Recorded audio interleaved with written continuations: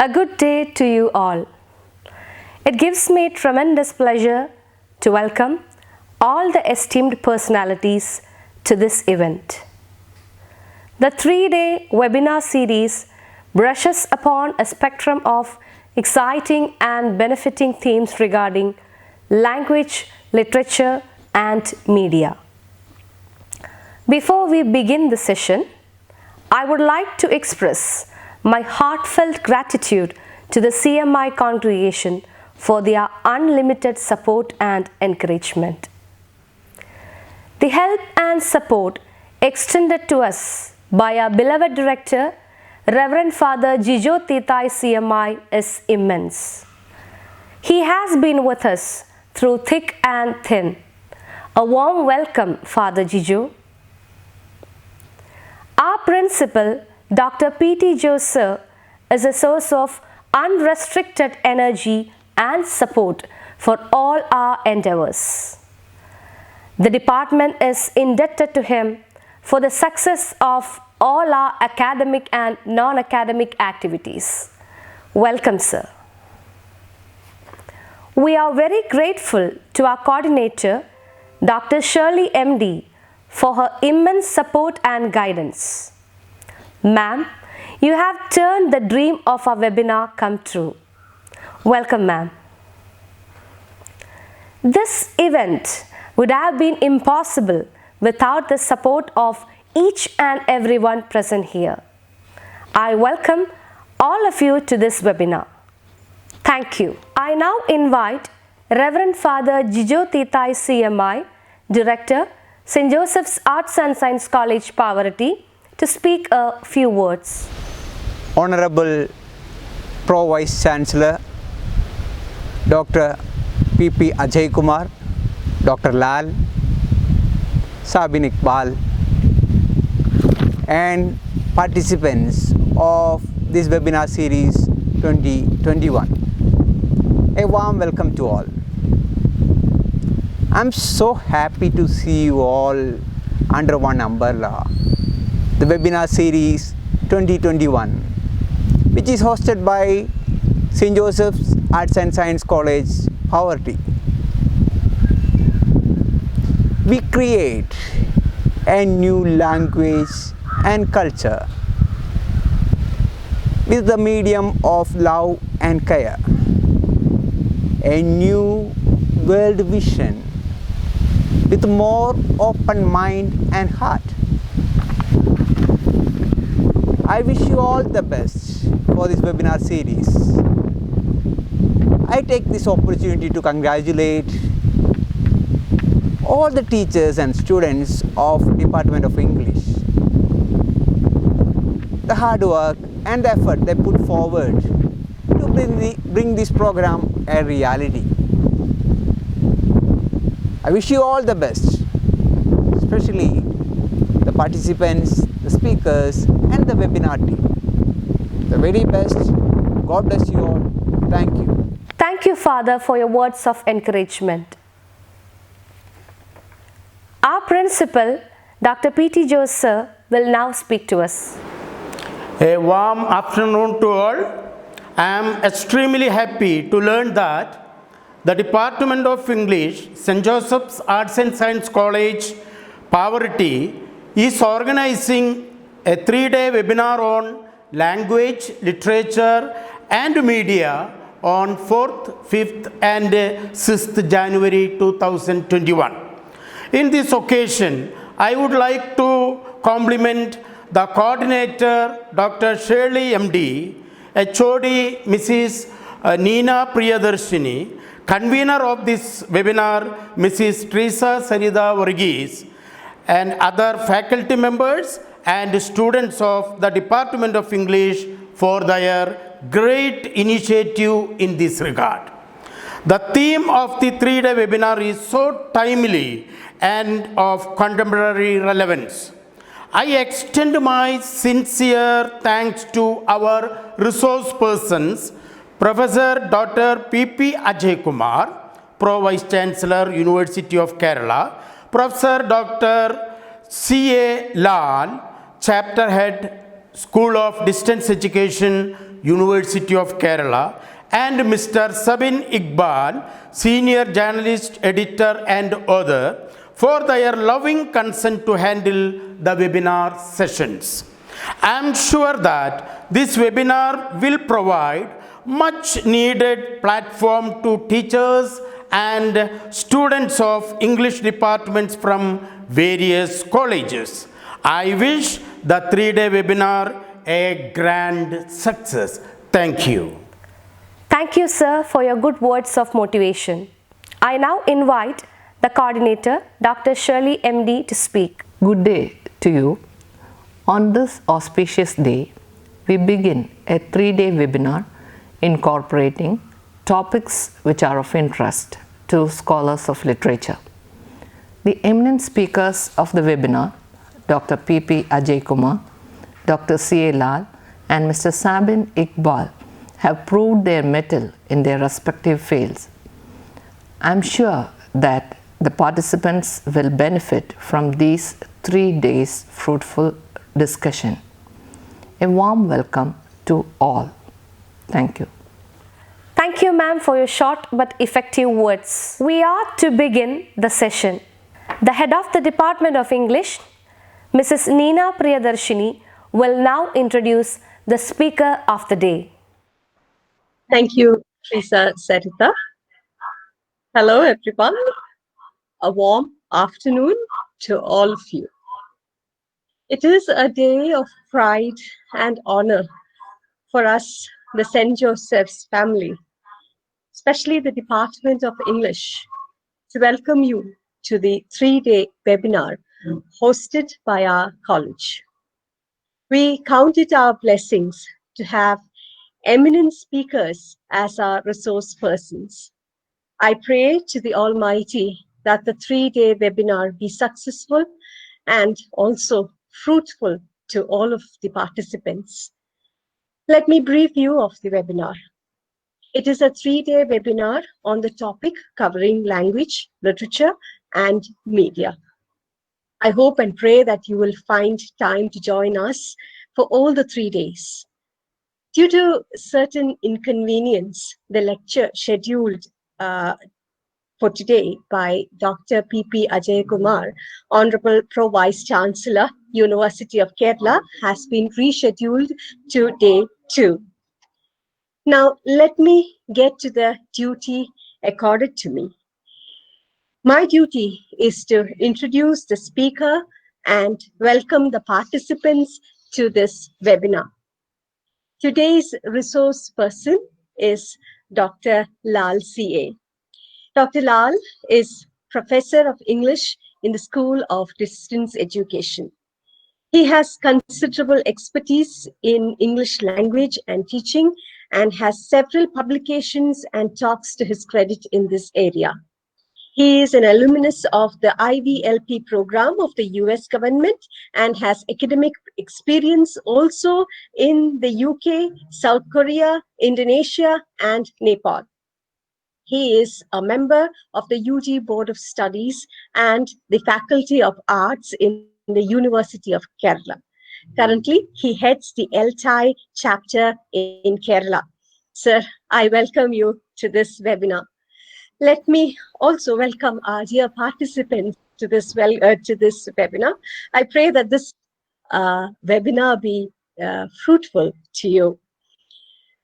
One small request to the participants: do turn off your microphone when we start. This is for the smooth functioning of the webinar. Now, over to you, Lal sir.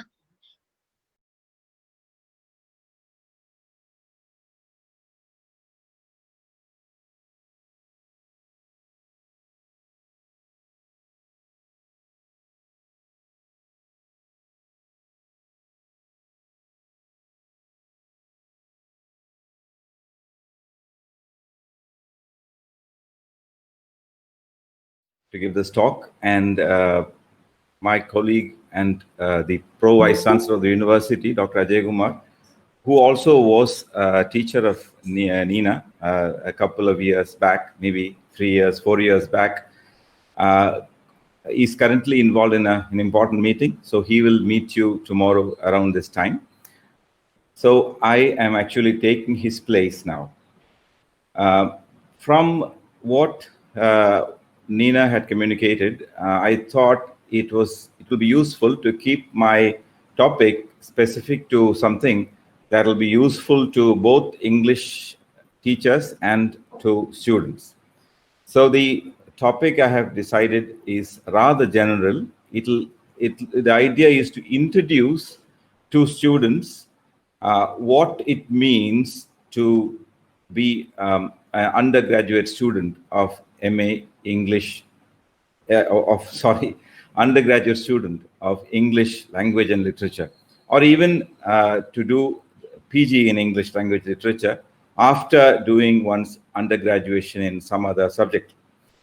So I thought this is important because many of the students that study in my department, which is a distance education place, come with certain misunderstandings about what learning English language and literature is all about.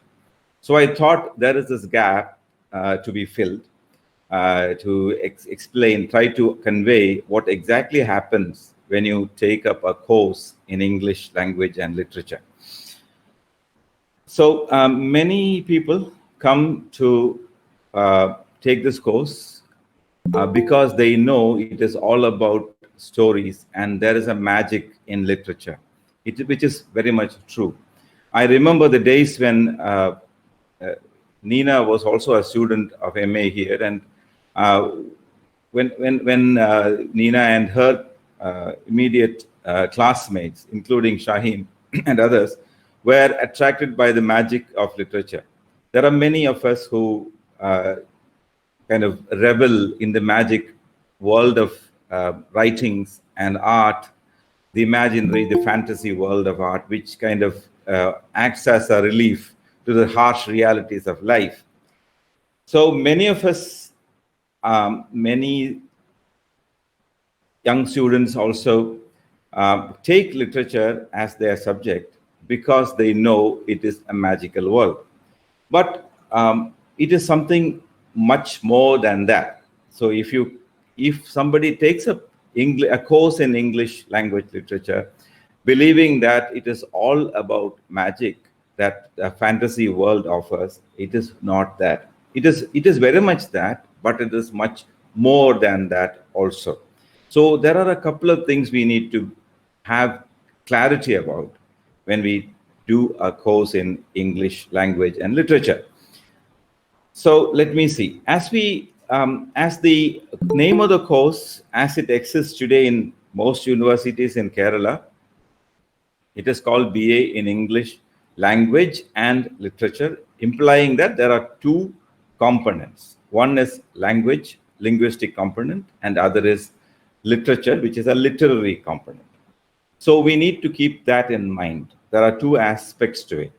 And keeping the teachers in mind, I would like to remind that it is the duty of the teacher of these programs to address both this language and the literature part.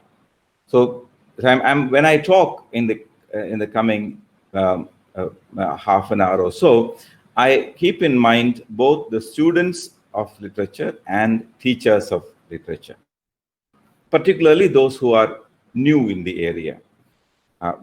Well, teachers of English are not new in the area, but there are young teachers. There are many young teachers who needs this clarity, particularly to help their students have this clarity on the course they are doing or the program they are doing. So first aspect is, one major aspect that we are addressing is the language aspect. So what aspect of language? Language has many, what shall we say, sides to it, of which the focus in a specialized program in English language teaching would be primarily on a very basic level to improve one's communication skills in English language. Well, that is there. And it always, people talk about, communication all the time, but we never often we do not think specifically what we mean by communication. It specifically, it simply means that once we do this course, we are supposed to have the ability to use the language in practical context. That means when you go out into a context where English is necessary, you should be able to do it. So that is what is meant by the need for communication. Well, I'm saying this because of the word communicative, the word or the phrase communicative English has around it many misconceptions. So I don't want people to be confused by those misconceptions. I'm saying that you do a UG program in English language and literature, and you are supposed to have better skills in using language in actual contexts now. And in the coming years, when you attend interviews, when you attend group discussions, when you get a job and interact in the job context, where particularly context outside the mother tongue one, where English becomes the lingua franca, or when you go abroad and use the work and you need English for workplace communication. So that is also a major priority of our courses. And I know in Kerala University in the PG level, new courses are being added which equip the learners to be more, what shall we say, conversant with using the language for job purposes. That is one thing. So after a UG program, many students might take up jobs, but many would want to do further study. They go for their PG, or even the PG students would want to do a PhD or want to write research papers. So a program in English language and literature also need to address this need to teach English for academic purposes. That means a kind of, for communication, you need one kind of English, which is more focused towards simple language, which is used effectively. You don't use academic language when you are communicating with your colleagues or boss in the workplace. You don't do that. People would think you are being funny. And you wouldn't use that language in while you're writing a research paper either, or when you are making a presentation, or when you're doing your PhD project or MPhil project or PG project for that matter. So you need to use an academic language there, which is different from the language we would use in everyday conversations. So that is another priority that we have. A student doing his or her BA in English should also fine-tune his or her written language, which needs to be academic. So that is one aim of the learners, and also one commitment of the teachers who need to address this need. Another aspect which comes under language would be meta-language. Meta-language is learning about how language works, which is also part of a program in English language and literature, which will be addressed in papers like phonetics, in the grammar paper, and also in the linguistics paper. So that is where meta-linguistic skills are sharpened. A normal user of English, a non-English student, I would say, who is doing his biotechnology but learns English, that learner actually may not need much meta-linguistic knowledge. He or she, who is a graduate in BCom perhaps, or an undergraduate who is doing his course, his program in physics, BSc physics, need not have meta-linguistic knowledge. Meta-linguistic knowledge is the ability to talk about language, to say why a particular grammatic expression is more suitable in a context, etc.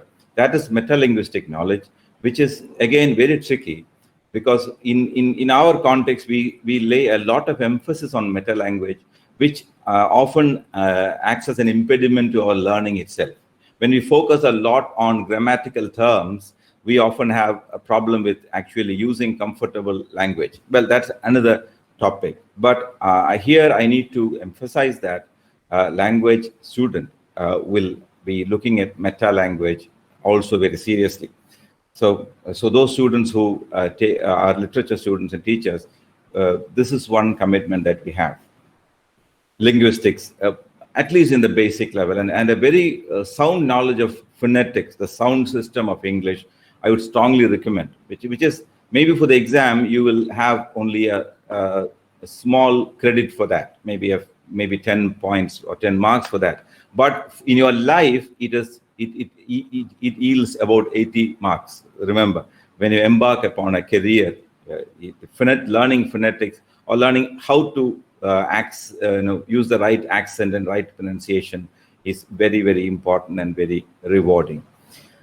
So coming to literature, which is our major focus, literature is very in the simplest level about stories and poems. So as every graduate who comes to learn English knows, there is a lot of stories and poems. So my experience is that many of my students come and tell me that we thought English literature is all stories, poems, novels, etc. But there are so many other papers which are difficult for us. So for one thing, they are not difficult; they are new to you. That's all. And about the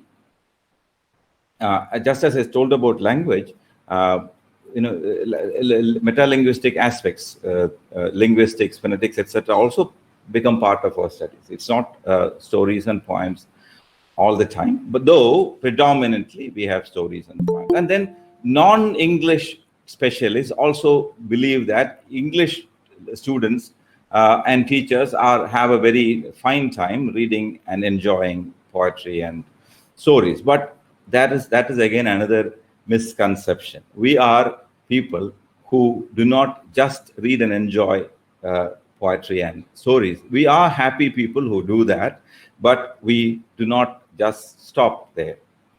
So there are many other things that we do. So I'll be talking mostly about those things. One important priority is indeed the study of literary genres. And this is when you begin a course, and over the coming years, you will be looking at different literary genres. This genre is a French word, and that's why it's pronounced like that. And it means a literary form. For example, novel is a genre. And under novel, there are many sub-genres like epistolary novel, picaresque novel, so many subgenres can be there, stream of consciousness novel. And we have epics, we have lyric poetry, we have the ode, we have all these are genres. So a thorough knowledge of the various literary forms, literary genres, is also an important thing to us. That is one aspect that will repeatedly appear in our study of language and literature. Literary genres, from ballads onward, early forms of writing, up to the very recent ones. People write novels in Twitter now. So all those things. So from what has been happening over the last a few thousand years become of interest to us. So we do this diachronic study of literature also. We study literature from a historical angle, which is very important. To have the historical knowledge of the literature is very important.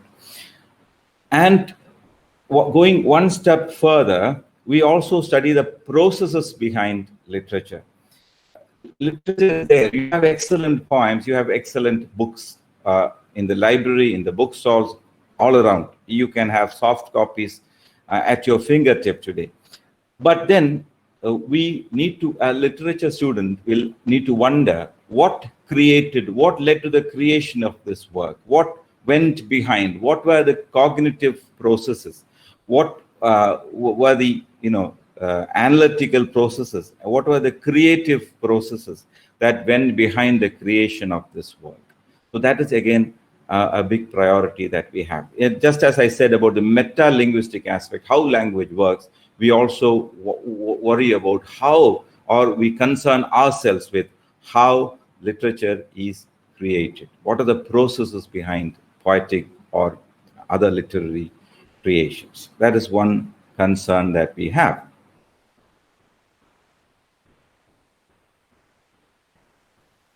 Very often we wonder what literature is. Literature, it can be called literary works are vibrant forms of human expression. They are not just dull photographs that we take of reality, but for images that we create with the addition of so many other faculties which are unique to the human being. So it becomes vibrant like that. When we express our experience, rather than document them in a very objective fashion through a photograph or a journal that we write meticulously, like a doctor's journal or a traveler's journal, it is different. We have a different way of expressing these things. That's what the difference between the academic language, I said, and creative language are two different things.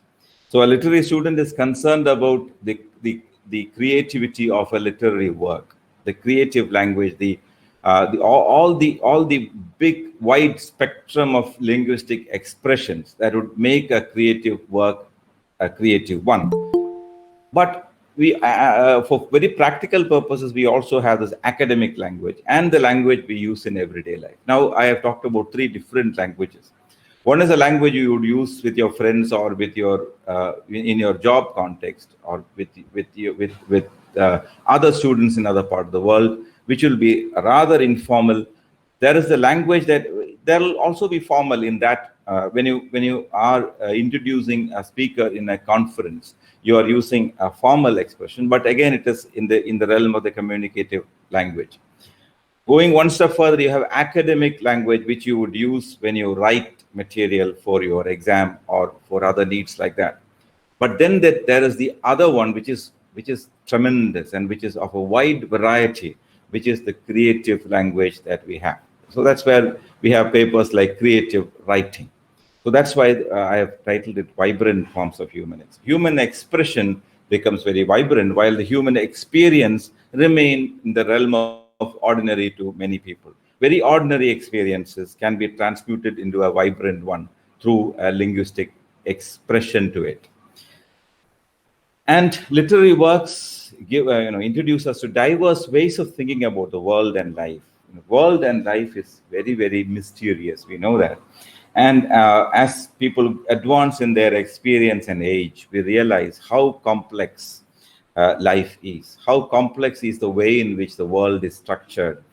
And people live and think, though basically we are all very similar to one another in our thoughts and action and desires and our everyday life, there can be a lot of uniqueness in terms of unique experiences, lived experiences in different parts of the world.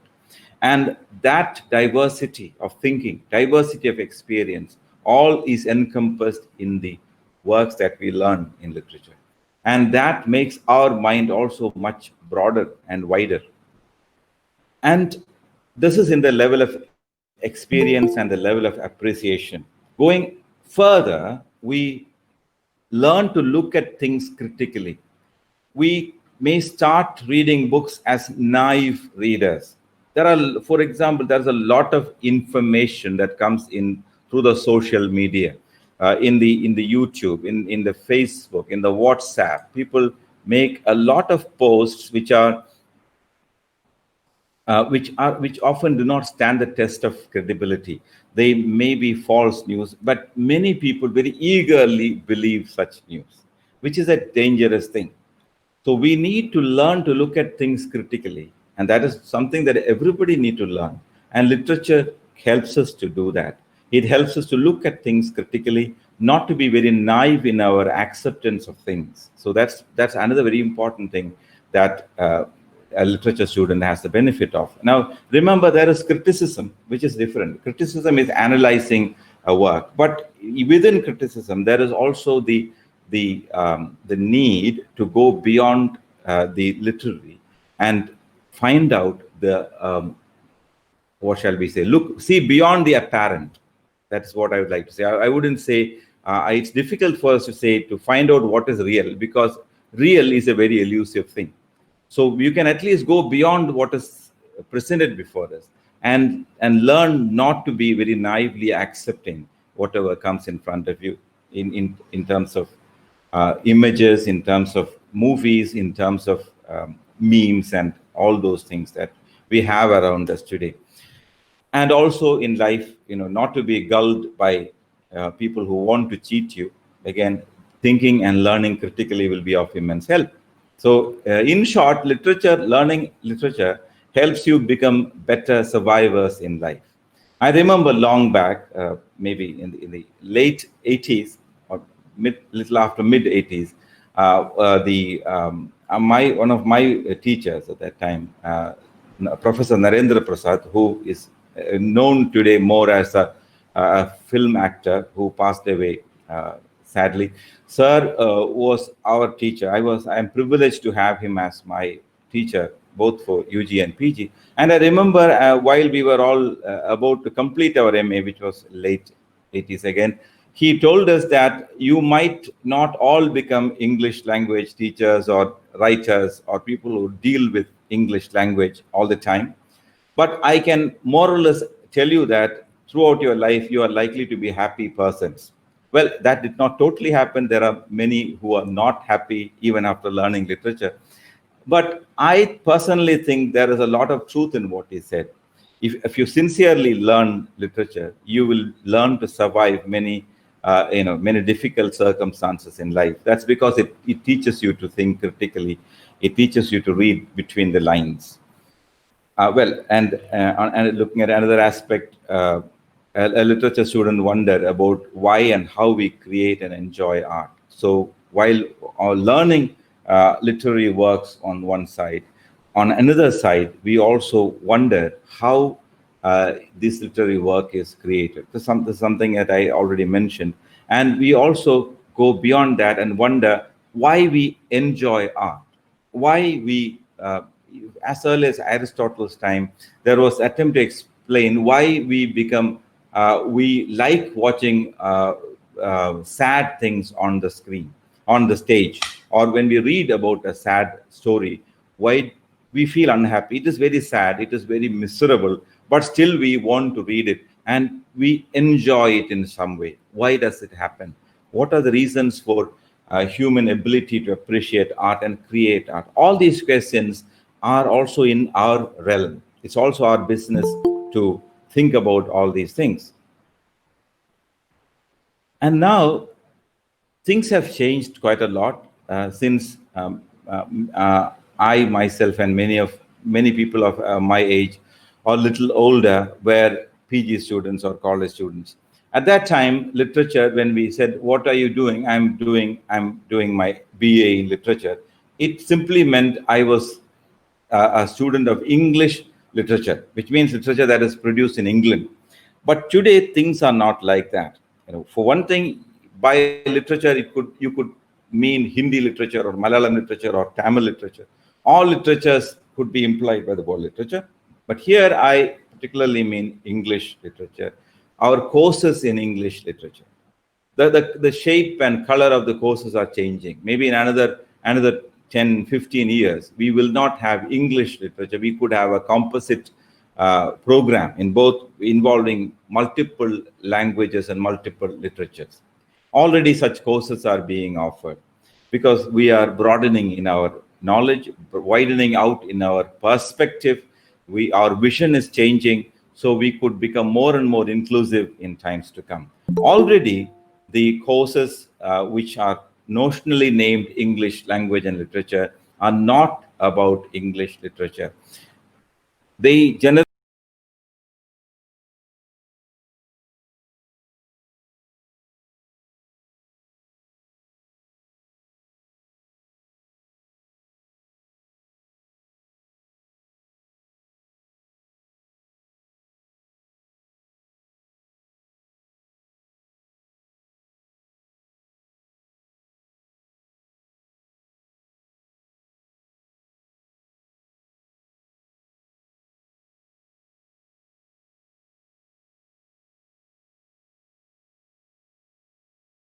studies. We have, other topics have come in.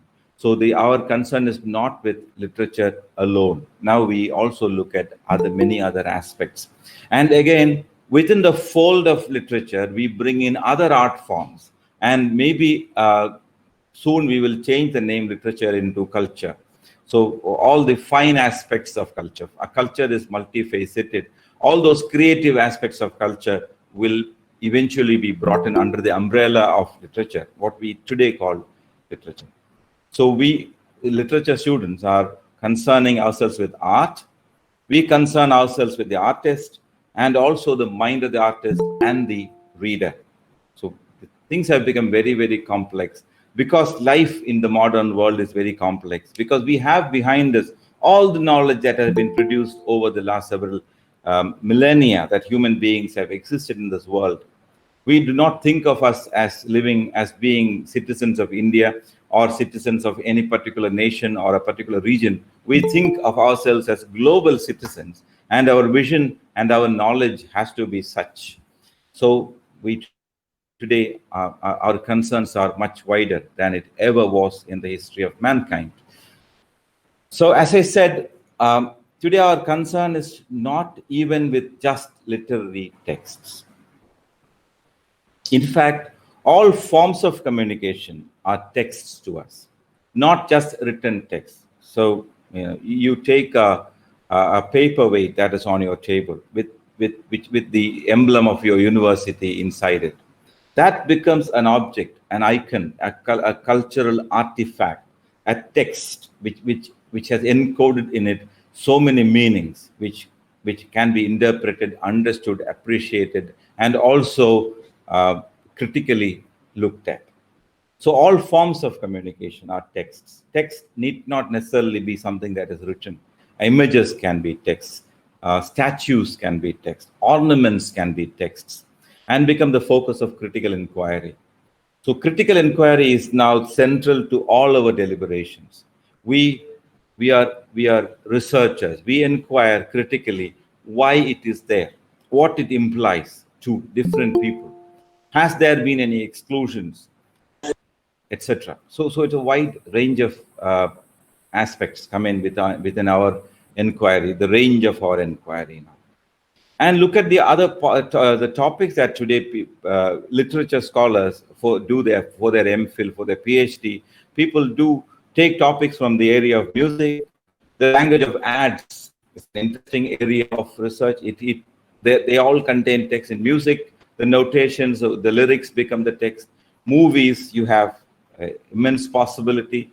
Food has become a cultural text. There are people who do their MPhil and PhD on food.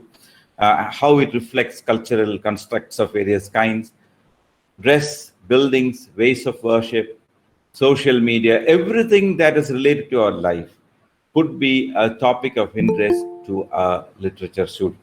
So we have traveled a lot away from seeing learning literature as learning a few stories. So all kinds of art, and even things in our everyday life.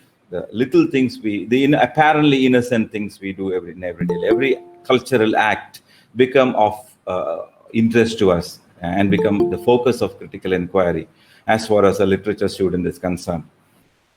So that is where our interest is not in literary works anymore. All kinds of cultural artifacts, including literary works. That is, literary works somehow still predominates, including literary works, which are the product of our urge to connect and share ideas. Why do we do all these things? Why do we create a sculpture? Why do we put up a signboard? Why do we create a painting? It is not for our personal appreciation. There could be a very small fraction of people who would write a poem, who would create a painting, or who would make a clay model for his or her own very private enjoyment. There are such things that can happen, but most of us do these things so that we can show it to somebody else. So somebody else would look at it and see meaning in it, or maybe are able to understand and maybe able to find their own meanings in the art that we create. So the urge to basic to all of our cultural creativity is our urge to connect and share ideas, to express our desires, our hopes, our experience, our agony, our frustrations. All these things are kind of basic to our artistic creativity. And dwelling a little more on cultural artifacts, these cultural artifacts, by cultural artifacts, I mean all artistic endeavor that human beings are involved in. And even what we do now is also something cultural, where we are doing a webinar in a mode that was not familiar to us, or that we would not have thought of using a year ago from now. In 2020 January, we would not seriously think of having a webinar. But today, it has become part of life. Overnight, things have changed. So, and this is not a what shall we say, a literary activity. It is not an artistic activity, but still it becomes part of our cultural life. So the way in which webinars are conducted, what happens in a webinar, how a webinar is structured, what is the hierarchy, what is the sequence in which things happen, all these becomes big cultural statements. So every action, everything that we do become vastly important to us. So a literature student, he's very privileged. He can bring within his area of interest almost any topic under the sky, except those requiring high technical skills. All right, these works that we create, the cultural activities that we involve in, record in different ways in which we human beings see the world and reality. So you can look at the world is objectively there, but your understanding of the world can change from person to person and from time to time, even within one person. So reality is something very, very elusive. Very often literature students people talk about what is the reality, what really happened. The reply is that you will never know. You will never know what really happened anywhere. You yourself may not be very clear about why you did something. So reality is something elusive. That is exactly why literature and art is there. If reality was fixed, reality was very clear, we wouldn't have had to think so widely about it. We wouldn't have had to interpret. So, yeah. And artifacts encode human communication. Artifacts that encode human communication is often so complex. This is it. Life is complex. Reality is elusive. And the way in which we can depict way in which we can depict our attempt to understand reality is so tricky and so difficult that our attempts become very complex. That is why in 20th century particularly, many works of art are very difficult to understand. Whether it be poetry or painting or movie, they are very difficult. They have become very complex. That is because we are trying to communicate more complex ideas. Because over time we have more and more understanding of what's happening around us, and as we understand more, things become more and more complex. So in our attempt to encode human human desires, human understanding of what can be called reality in a work of art, the meaning becomes very, very unclear, further unclear, and the whole work becomes very complex. And this in turn takes us to the aspect of cultural studies and literary theory, which attempt to decode and try to read between the lines and extract meaning from all these works of art.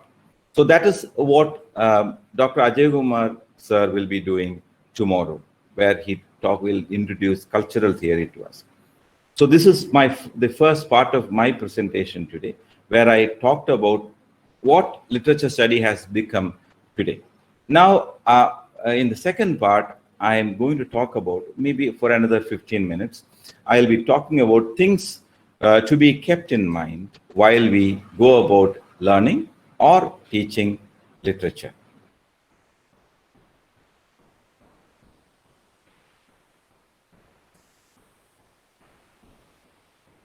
Okay. Here, in fact, I am talking about several misconceptions that literature students and even literature teachers at times have, which are reflected in the answer papers, which are reflected in the presentations made, and which are reflected in the theses that are produced by scholars. So these are plain facts, which I would like to re-emphasize a bit. One thing is that there is no ultimate art. You can never talk about a work of art in superlatives. saying this is the best, this is the greatest. This is something we can do informally in your life. You can say that you are the greatest, and this is the best book I ever read. But it remains a subjective experience. You can never say that some writer is the greatest. So when we write in your exam, maybe 40 years, 30 years back, 40 years back, we used to say that, for example, William Wordsworth is the high priest of nature. William Wordsworth is the high priest of nature. That is, you're talking about him in superlatives. There's a big danger in that statement. When I say that William Wordsworth is the high priest of nature, there are many problems with that. Well, 30 years ago, we wouldn't have bothered about it. It was perfectly okay to make this statement. But today, after post-structuralism, after post-modernism, in the present state of post-humanism or whatever we are in, we cannot afford to talk about any writer like that. When you say William Shakespeare is the high priest of nature, you are implying that nobody else in England had that kind of a knowledge of nature as he did, which is impossible, which is a statement we cannot make because we do not know. We do not know. How can we say that? There might have been writers, thinkers who had thought about nature in a higher level, in much more powerful manner. Well, one thing. And again, when you say that he was the high priest of nature, we are excluding all other people in all other parts of the world who were also having similar or different attitude towards nature. So you can, in the present context, you can never talk about any writer in the superlative. You cannot even say that, you cannot even call Shakespeare the bard of Avon, the bard, again, the only bard. That is also, again, has become a very childish statement. Today, we look at Wordsworth, we look at Shakespeare with greater levels of objectivity than ever before. So we cannot say that, we cannot use such terms. We can say that we can use other adjectives. Certainly, Shakespeare is a writer who demands a great deal of importance, but we can use other adjectives to talk about. We need better words to talk about, different words to talk about writers rather than the usual superlatives that we use. And again, another important thing is, very often in life also, we think that something is fixed. For example, there is a statement in Cancer Ward, Alexander Solzhenitsyn, where the statement, this line I have taken from no one says anything once and for all. Many systems, many religious systems, political systems seem to set down rules and saying you follow these rules and that is all you need to do. Because human lives are often governed by political systems or religious systems, we have this fallacy of falling into the trap of believing that the religion I believe in, or the cult that I follow, or the political system that I am a member of, has ultimately explained everything.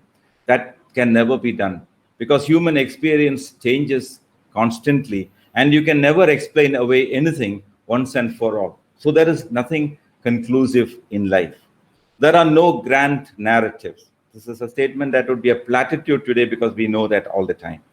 No work is ultimate. There are no grand narratives which cannot be questioned. There is nothing that human beings have created that do not stand questioning. You have the right to question every human creation, including human systems like political systems, religious systems, etc. That is a very important point that we need to remember when we study literature and we write our answers in the exam or write our dissertations. We don't use superlatives anymore. We do not make ultimate statements. We are always tentative in our assumptions. Given from the evidence that is given to us, this appears to be so. Like a lawyer in the court, you say everything that you have to say based on the evidences that we have in the text that is set before you. Another important thing about literary studies, is that we have no high and low art anymore. Again, 30 years back, you would frown upon reading a comic book. I remember when I was a BA student, many of my classmates wouldn't read comics, believing that they were low culture. And, but today we do not think like that. There is no difference between what is high and low culture. High culture would be epic poetry, lyrical poetry, novels written by eminent people like Salman Rushdie or Khushwant Singh, high writing literature. And low art would be the novels that are found in the bookstalls, which are hot, bestsellers, and the serials that happen in the channel, which are soap opera kind of tear-jerking serials. They're all considered to be low art, and comic books are considered to be low art. But that is not so. There is no low and high in the present state of the world. In our present understanding of the world, there are the hierarchies have all been broken. We no longer have, even some words have disappeared. Adiyan, a word like Adiyan, Ayaman, etc., which used to be there in Malayalam everyday usage, maybe 40 years back, no longer used. Democracy has taken over in all walks of life. Even though there is a lot of tyranny still in the world, a lot of people suffer subjugation in so many ways. A lot of people, even in free societies, a lot of segments of society suffer a lot of discrimination. But by and large, the world is becoming more and more inclusive, more and more free. And in this growth of democracy, there has been a great leveling. And in art, both high and art have their functions to perform. So that's something you need. We are not saying that we are equating all these things. They have their individual function. They're all important. Here, the picture I have put is an image on a wall. It's from Bangalore. I took it from the internet, but this is from a wall art in Bangalore. You can see it's a very crude, ordinary kind of wall, and it encodes within it a lot of meaning. So the graffiti, this would be graffiti, is also considered important. You could have your PhD on graffiti. So that is the condition today. We do not scorn any artistic form as low anymore. Another thing that a literature student should always keep in mind is the danger of a single story. If you Google search danger of a single story, it will take you to a video in YouTube, which most of you would have seen. Even if you have seen, I would recommend you to see it again, because it's very important. The danger of a single story. All the problems that the world has today is because of this single story problem. I have my perception. I have my way of looking at the world, understanding the world, and I believe that is the story. But the person who is sitting with me, my partner, my friend, my children, my colleagues, they all experience the same thing, but they might have another story to say. My story is based on my experience, my mental makeup, my sensibility, my personality. What looks okay for me need not be okay for another person. So all the problems we have, the gender problems that we have, the all kinds of discrimination within society, is because people go about with a single story. The West looks down upon us and classify us as the Orient because they have their single story. So in life, nothing is black and white. Nothing is very simple. You cannot classify things as good. Okay, this is okay. This is not okay. It's very difficult. What you classify as not okay might become okay in some other context. So you cannot classify life. You cannot compartmentalize life into good and bad, black and white binaries. Reality, truth, facts, etc. are very, very elusive. You cannot say this is the truth, this is the reality, because truth is often multifaceted. The facts are also multifaceted. But we always like to have a simple explanation. But you can never have a simple or a single explanation to anything in life. So that's why, and particularly when we talk about complex works of art, they can be, you can have innumerable phases and innumerable aspects to it. So you cannot be happy with one version of a story. You cannot, the difference between, you can have a clear vision and a prejudiced vision. Even that is problematic. You can never say that you have a clear vision of anything, because there are problems with subjective individual vision of anything. Every vision, every understanding is prejudiced to some extent.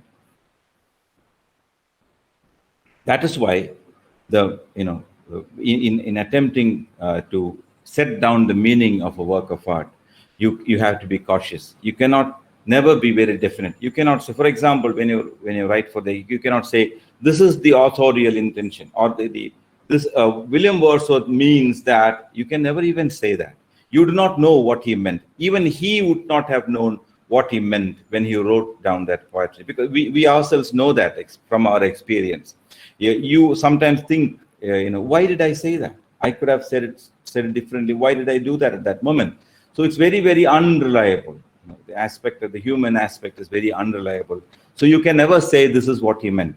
And even if he had an intention, that is not our concern, because reading a text or looking at a work of art in different periods of time, through different glasses that we have, depending on our mood and our sensibility, we could have different meanings. Sometimes the work escapes the author, and the meaning or multiple meanings are created in the minds of the reader through their experience. So you can never say this line means this. You could say that the writer seems to suggest. You have to be tentative all the time. You can only be tentative. You can never be definite, except for some very, very common facts. It's very difficult to be very definite. You can say the writer seems to suggest so. You can never definitely say this is what he meant, because you do not know what he meant. The author is very unreliable. And so rather than saying this is the meaning of this line, you could say this line could mean this. So very often students come up with questions. So what does this line mean? I do not understand. The fact is, it is not a compulsory thing that you should have a clarity about those lines. Your attempt at a critical inquiry, your attempt at trying to say what it is what is important. In a literature exam paper, there are no definite answers. There are no uniform answers. If an answer paper and another answer paper looks the same, it's a tragedy. Every student is a connoisseur of that particular art he is dealing with, and his answer has to be different. There might be similarity, but different. So there are no definites. And your lack of definiteness is shown by the tentativeness of your language. And we are nearing the conclusion, and this is the last but one point that I have. No text stands alone. So very often we believe that a work of art is an isolated entity. It's not like that. A new text is not absolutely new. You never say something that nobody has ever said before. Whatever you say will be a restatement of something that has happened before. So it said that every text is built on all other texts that has happened before. So I am a person whose sensibility has been shaped by all the experiences that I've had in my life, including the books I've read, including the movies I have watched, including the interactions I've had with people, including the songs I have listened to. So whatever I attempt to create, when I write a poem or I write the lyrics of a song, all this experience will tell on it. So no text stands alone. Every text has so many other implications in it. Therefore, there are innumerable implied meanings that could be encoded in a text, which you will know only if you have also read that text which the author has read. So hence the need for that. So in order to have this, to solve this problem of multiple text, you have heard about intertextual references. Intertextuality is a major aspect of literary studies. So when I write or when an author writes a book, it could all the books he had read before, all the knowledge that he has directly or indirectly imbibed in his life will be reflected unconsciously very often. So, but if you are aware of those experiences or the text that he or she has read, your understanding will be better. That is why you need to have a wide reading across time and culture. Why I said across time and culture is a literature student should read current works. So you should constantly read books that are written in our own times, in our own language, our own idiom. We'll understand that better. but we should also have this diachronic knowledge. A non-literature student needs to read only the current works. He is liberated. But we, literature students, have the commitment to read earlier texts also. I've said across time and culture means, for example, and if you want to be a very good literature student, you should also have a very good knowledge of Malayalam literature. You should know Martanda Varma, you should know Indulekha, you should know Bashir, you should know Vallathol. You should have a reasonably good understanding of Malayalam literature if you want to be a very good English language scholar, English literature scholar. So you need to have this familiarity across time and culture. So, we all work with a syllabus. We all work with a curriculum before us, and these are the texts for study. But actually, those are not only the texts for study. The syllabus that you have is only a sample. That is something that we often forget. Because a literature student is supposed to learn everything related to literature. That is not possible. So in order to help him remain oriented, you have a syllabus before him. That is slightly artificial. But don't think the syllabus is the thing you have to study. Learning happens beyond the classroom and beyond the syllabus. You need to walk that extra mile. If you want to be a very effective scholar in your domain, literature domain, you always will have to walk the extra mile. Read the books that are not mentioned in the syllabus. Constantly read other books as well. I know constraints are there. You would say that, no, I don't have time. You have time. Because for the exam, you are not supposed to chew up a particular book totally and extract and keep in the exam. You have to have the familiarity. But this familiarity is enhanced by reading books related to it, which are not in the syllabus. Watch movies which are related to the works you have to study. Walk that extra mile. Read widely and also constantly write. A literature student cannot escape writing. Very often people complain, I could not complete the exam. I could not write the essay properly. My annotation did not work well. This is because we don't have practice in writing. A literature student has to write something every day. Every day. Every student has to write something to improve their writing skills. But a literature student has to keep this in mind. You can write creatively if you want. If you that's a talent that some people have. If you have talent to write poetry, fine, write that. But what I meant is write something related to the syllabus that you have or a book you have read. Write something. Practice both academic and creative writing. You need to develop these two things parallel. You should have a language that is very nice to read, which is appealing. That is creative. When you write a letter, it should be appealing. It should not be artificial. Should not sound stilted. That will come only when you constantly write something. Keep a diary, for example. Write about your experiences. That will be very natural. You must also practice academic writing because for the exam, you cannot write the other kind of English. Creative English is for creative writing and academic English is for academic writing. So this is all that I have to say today. Thank you very much again for inviting me. I don't think that there were a lot of people who have logged in, but perhaps there are a few listening in the YouTube as well. Anyway, this opportunity has also given me the opportunity to think more about what a literature student needs. So I would like to thank Nina and also the college for helping out with that. Thank you.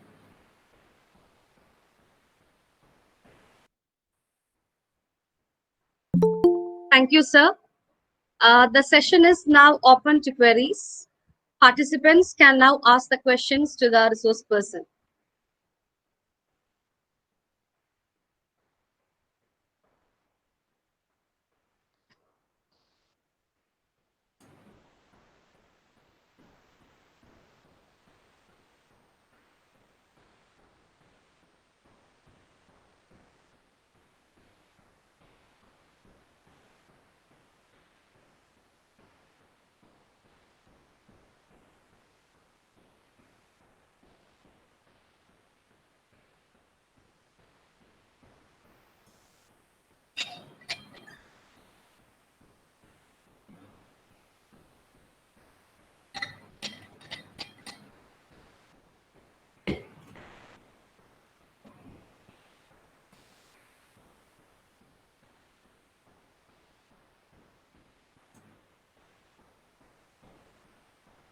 Annie Babu has asked a question.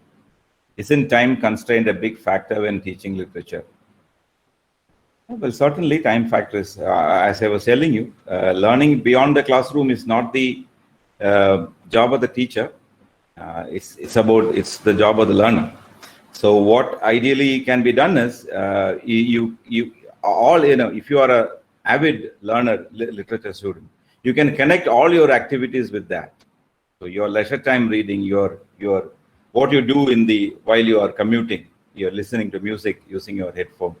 You can enrich your learning through all multiple different things and beat the constraint of time. Teachers certainly have a lot of difficulties, which is another area that will reach nowhere if we start discussing. Anyway, Annie, I believe Annie is a teacher. Thank you for that question.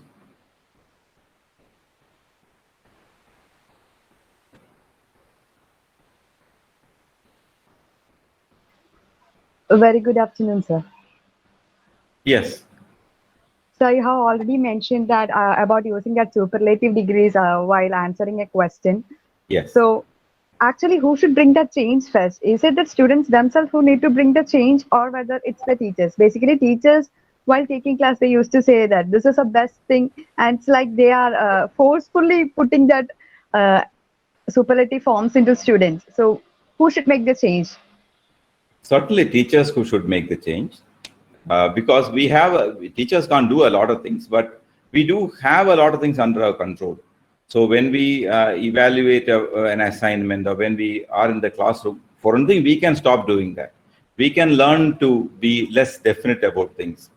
Very often, to answers, people expect definite questions, and we believe it is our commitment to give a definite question. But actually, that is not so. Because there are no definite answers. And regarding superlatives, the teachers need to be the models for that. And very often there's something that it was Kartika teacher mentioned, is that something that works for me need not work for another person. So I cannot say that this is the best method. There are no best methods. Well, perhaps it has to come with teachers. And I was talking today, imagining that there will be a lot of students as well.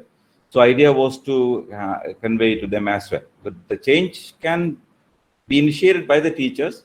It needs to be put in the syllabus as well, perhaps, at some point. I'm a first year PG student, sir.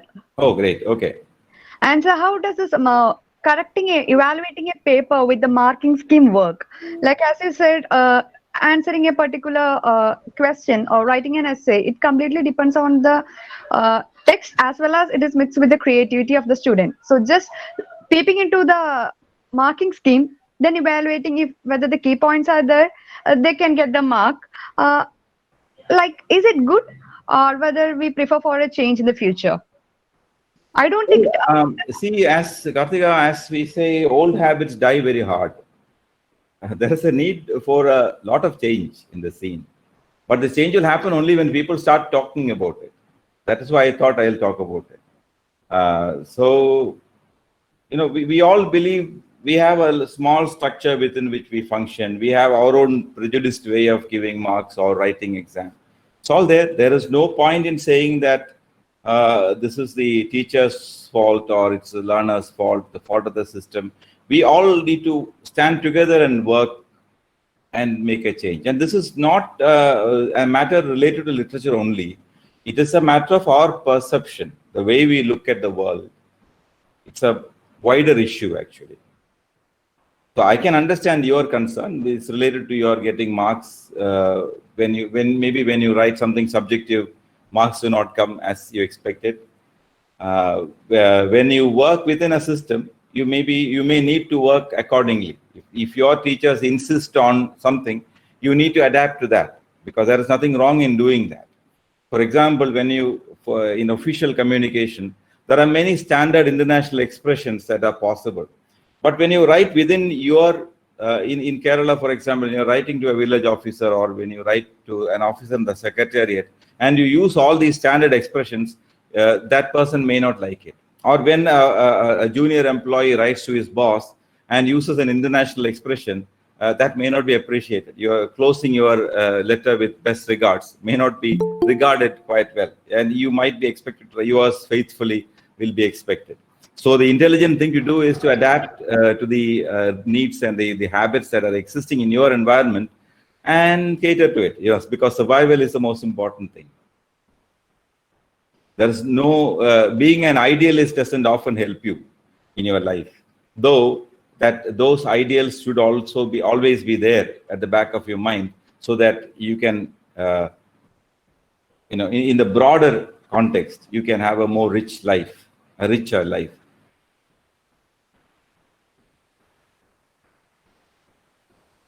Somebody, have I cleared your question, Kartika?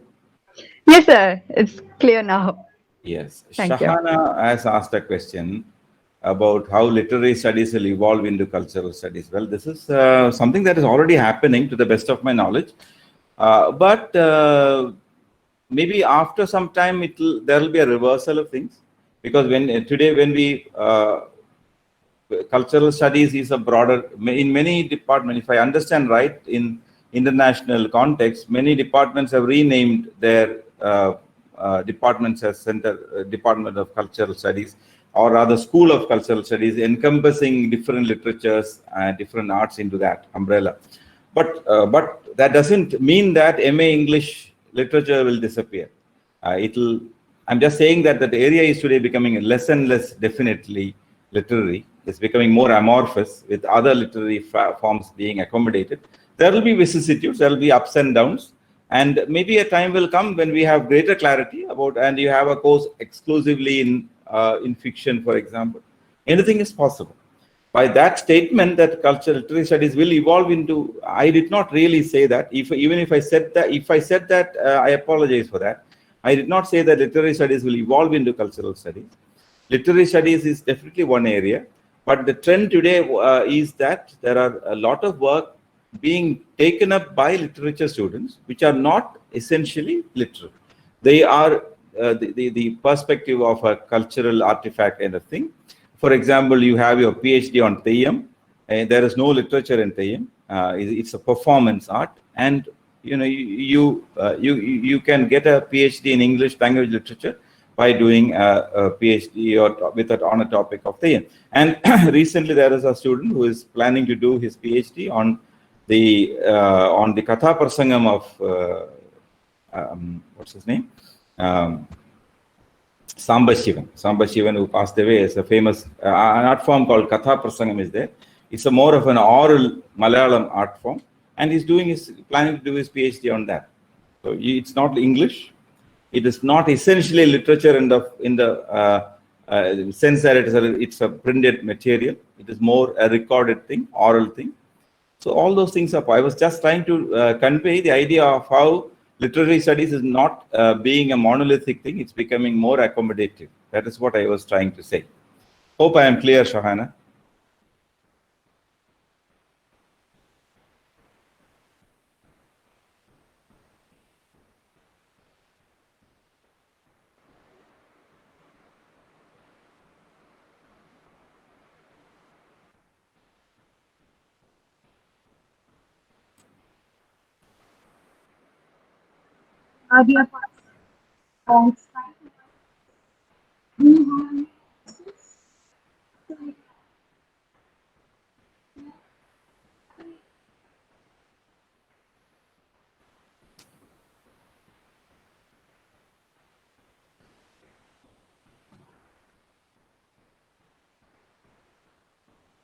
So, Nina, shall we conclude?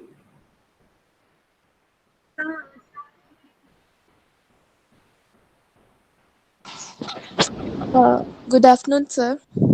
Good afternoon, Aisha. Actually, it's my sister's name. My name is Basneen Huda. Yes.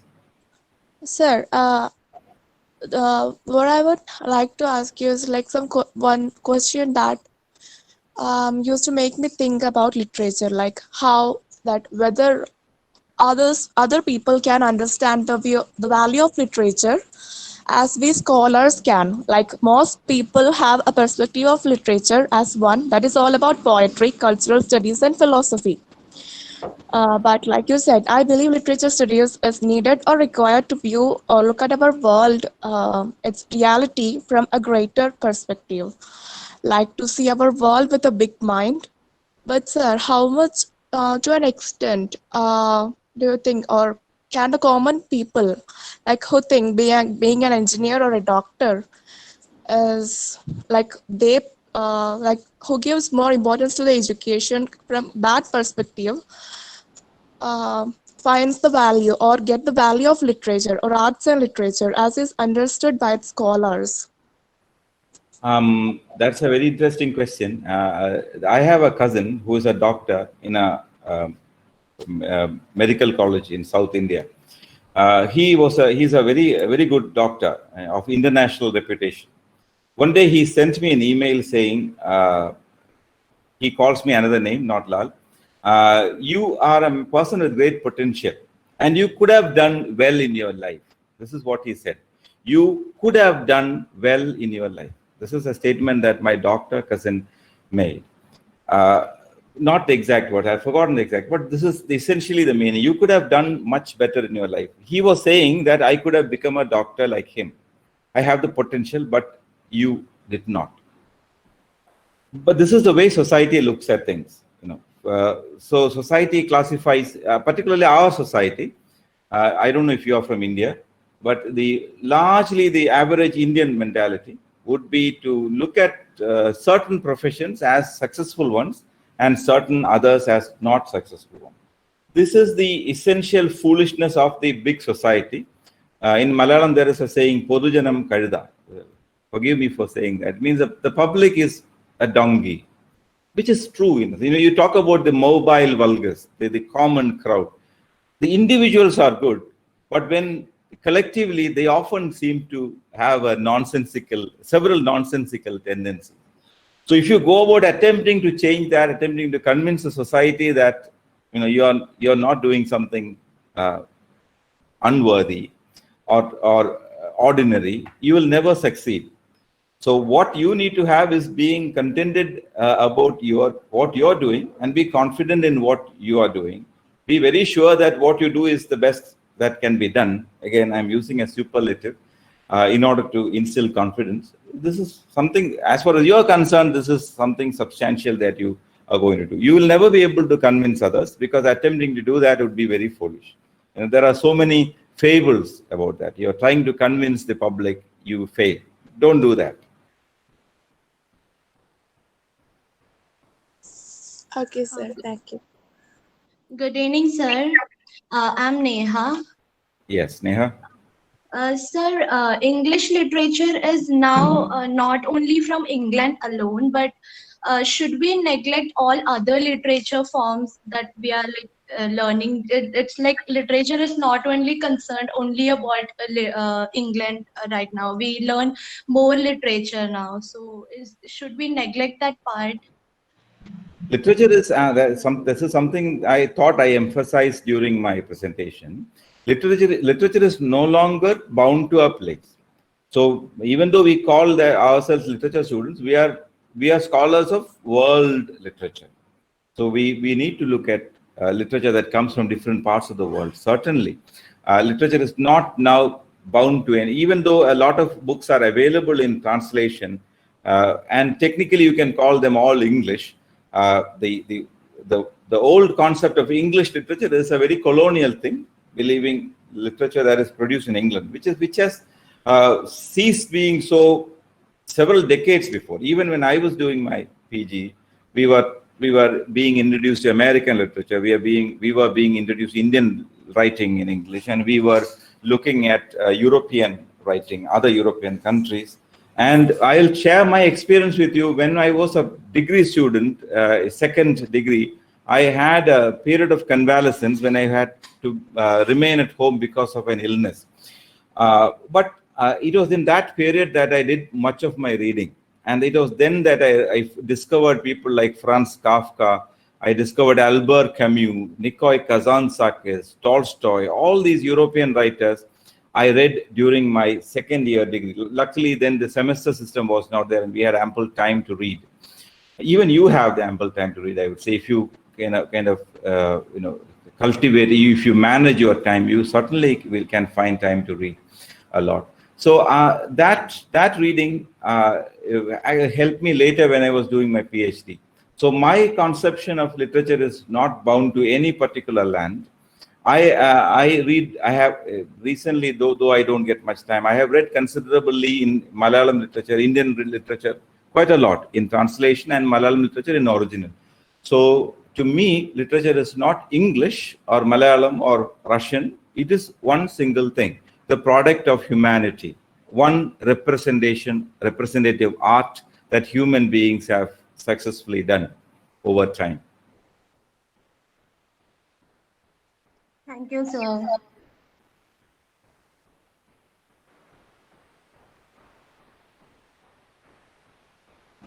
There are more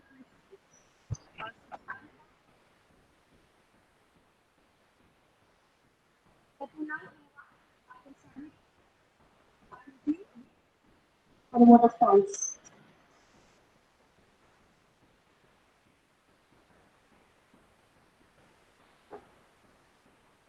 Hi, sir. I am privileged to have this opportunity to give a word of gratitude. I have read one of the parable stories in one of the books recently, where one parent was taking the child to Gurukula Vidyabhyasam, what formerly we had been practicing earlier, right? And he admitted the child there. After a couple of weeks, the child returns home. And naturally, parent wondered why this child came back. We admitted him the Gurukulam education. And by not understanding his aspiration, the parent took the child to a nearby a sannyasi. And he asked this saint, what my child has come back? What would be the reason? And the sannyasi, after pondering some matters, reported to have said that the child reports he has studied everything. Then naturally he might have asked the child, why did you come back? Child told, whatever the teacher taught me in the house, whatever I experienced in the house, everything I know. Means I finished my education. But in the book it is written, sannyasi reported, my child, you please remember what you have not studied from the teacher is to be learned much more. What does it mean? The writer says, the curriculum, the syllabus, what the university prescribes is not the platform totally for an education, what it to be fulfilled. But the teacher and the curriculum, what the curriculum teacher cannot teach, should be taught to a student. Maybe the reason during this pandemic, we find much opportunities to have webinars and like these practices. I too have attended almost now 10 to 15 webinars from different universities. And this is a great opportunity to have an interaction with you like a professor. After going through your curriculum, I understood that you had been a professor in Katakada Christian College. I don't know whether you remember me. I had visited almost 2-3 times and spent 2-3 weeks there in Katakada Christian College. During my time of MPhil program, as you said that you had been taught by Narendra Prasad, I was there in Kerala University under great poet Ayyappa Panikar. and Raja Krishnan sir during 90s. Okay. I did my MPhil there in Institute of English. Uh-huh. During this time, I had visited your college, and one of my distant relative was there in zoology department as a head, one Professor Dr. Samuel. I don't know whether you. A very good friend of mine. Yes. So he took me to your college, and for the data collection and so many other things, I spent there in his room and in his house. And I had not personally interact with you, but I have seen you there in the campus doing some activities and all that. And after so many years, again, Samuel said during the time of retirement, called me. That time I was in another college, a training college, and I was assigned to give a lecture on New Testament of the Bible for Christian students there. SCM. And I was, MCM. I was there. And that means your college, which I could not easily forget. Understand. Very happy. Yeah. May And I know also, your name, sir? my name, Sunny Togalet. Sunny Togalet. Yeah. Okay, yes. And also, I came to know that you did a PGCT in what do you call IFLU. Yes, yes. Foreign Language University. That is in 2009. 9, yes. I was there for PGDT in IFLU. And I was staying there for 1 year. That was in 94. Yeah. Head of the department was one Mr. Bose from Madras. Okay. Like that, I am very much privileged to have. Now, after my retirement, I am working here as a faculty.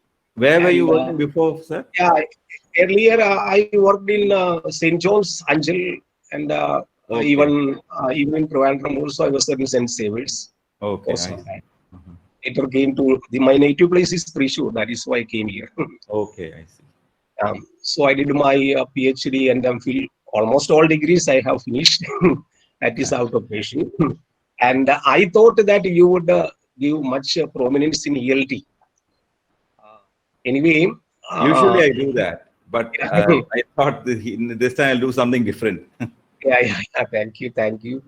Anyway, after going through the curriculum and the other information that we are lucky to have you, such a great eminent personality in our college for this webinar.